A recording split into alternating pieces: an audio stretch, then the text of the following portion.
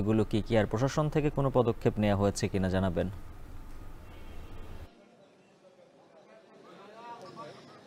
উজ্জ্বল, গত 4 দিন ধরে কিন্তু এখানে আমরা দেখতে পাচ্ছি রাজশাহী বিশ্ববিদ্যালয়ের শিক্ষক কর্মকর্তা কর্মচারী যারা আছেন তারা কিন্তু তাদের যে অবস্থান কর্মসূচি, পাশাপাশি বিশ্ববিদ্যালয়ের পূর্ণাঙ্গ শাটডাউন যে কর্মসূচি সেটি কিন্তু তারা অব্যাহত রেখেছে। তাদের এখন যে দাবিটি সেটি হচ্ছে গত কয়েকদিন আগে যে বিষয়টি ঘটেছিল, উপাচার্যকে অবরুদ্ধ করে সেখানে পোষ্যকোটা ইস্যুতে শিক্ষার্থীরা শিক্ষকদের যে লাঞ্ছনার যে ঘটনাটি ঘটেছে তার প্রতিবাদ স্বরূপে তারা কিন্তু এই ক্লাস পরীক্ষা এবং একাডেমিক সহ প্রশাসনিক যেসব কার্যক্রম আছে সেগুলো থেকে নিজেদেরকে দূরে সরে রেখেছেন এবং তারা একাডেমিক পরিসরে যে ক্লাস পরীক্ষা যেগুলো চলমান ছিল আগে সেগুলো কিন্তু বন্ধ রেখেছে। পাশাপাশি প্রশাসনিক এবং দাপ্তরিক যে কার্যক্রমগুলো সেগুলো কিন্তু তারা বন্ধ রেখেছেন। এখন রাজশাহী বিশ্ববিদ্যালয়ের যে লিচুতলা আছে সেখানে কিন্তু তারা দেখতে পাচ্ছেন যে অবস্থান নিয়েছে এবং তারা সেখান থেকে যে দাবিটি বারবারই বলছেন যে দ্রুত সময়ের মধ্যে সেই দিনের ঘটনায় যারা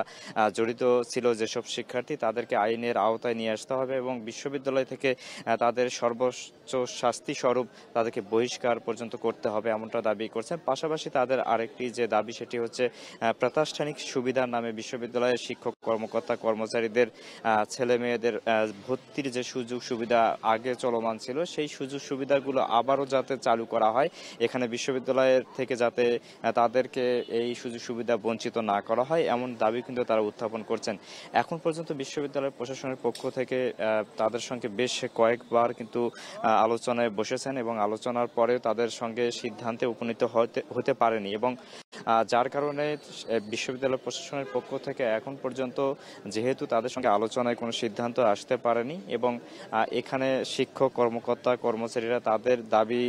আদায় না হওয়া পর্যন্ত এখানে তাদের যে পূর্ণাঙ্গ শাটডাউন কর্মসূচি সেটি কিন্তু পালন করছেন এবং তারা তাদের যে দাবিগুলো উত্থাপন করেছেন সেই দাবি দেওয়া যদি পূরণ না হয় সে পর্যন্ত তারা তাদের এই শাটডাউন কর্মসূচি চালিয়ে যাবেন বলেও কিন্তু আমাদের জানিয়েছেন। বিশ্ববিদ্যালয়ের এখন সার্বিক পরিস্থিতি যদি আমি বলি, এখানে কিছুদিন আগেই রাকসু নিয়ে যে ধরনের উচ্ছ্বাস ছিল প্রার্থী এবং শিক্ষার্থীদের মাঝে সেটি কিন্তু নাই। পূজার ছুটি সহ বিশ্ববিদ্যালয়ের শাটডাউনের কারণেই শিক্ষার্থীরা অনেকেই বিশ্ববিদ্যালয় থেকে তাদের বাসায় চলে গেছেন, যার কারণে পুরো বিশ্ববিদ্যালয় এখন অনেকটাই ফাঁকা এবং আমরা দেখতে পাচ্ছি যে একাডেমিক পরিসরে সেখানে তাদের আনাগোনা নাই। পাশাপাশি বিশ্ববিদ্যালয়কে রাকসুর নির্বাচনকে কেন্দ্র করে যেমন একটা আমেজ বিরাজ করছিল